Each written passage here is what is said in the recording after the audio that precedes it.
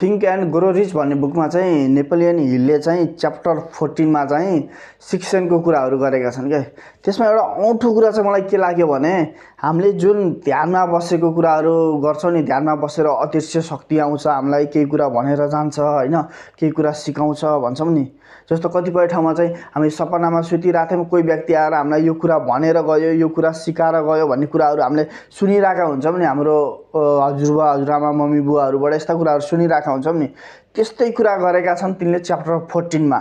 उनले के भनेका छन् भने जब तपाईँ चाहिँ काम गरेर कुनै काममा चाहिँ पोख्त बन्नुहुन्छ, तपाईँमा एक्सपिरियन्स हुन्छ, त्यो चिजमा नलेज हुन्छ, लामो समय त्यो चिजमा बिताइसक्नु भएको हुन्छ भने पछि अन्तिमतिर तपाईँको यो जुन जर्नी छ नि, यो जर्नीको अन्तिमतिर तपाईँलाई चाहिँ शिक्षण चाहिँ एक्टिभ हुन्छ। तपाईँको कन्सियस र सबकन्सियस माइन्ड भन्छ नि, त्यस्तो सबकन्सियस माइन्ड चाहिँ एक्टिभ हुन्छ र तपाईँको हरेक कतिपय ठाउँमा निर्णय लिन नसकेको ठाउँमा पनि अदृश्य शक्ति आएर त्यो निर्णय लिन तपाईँलाई दिन्छ, निर्णय त्यो दिन्छ, यो गर्दा ठिक हुन्छ भनेर तपाईँलाई थाहा दिन्छ भनेर भनेका छन् तिनले।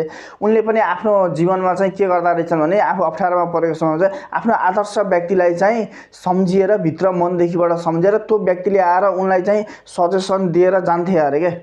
त्यस्तो एक्टिभ हुँदो रहेछ भनेर तिनले त्यो कुरा भन्छ। मलाई अचम्म लाग्यो होइन, त्यहाँसम्म माइन्डले पुग्दो रहेछ भनेर हामी चाहिँ कहिले पुग्ने हो त्यहाँसम्म होइन। हेरौँ। Thank you.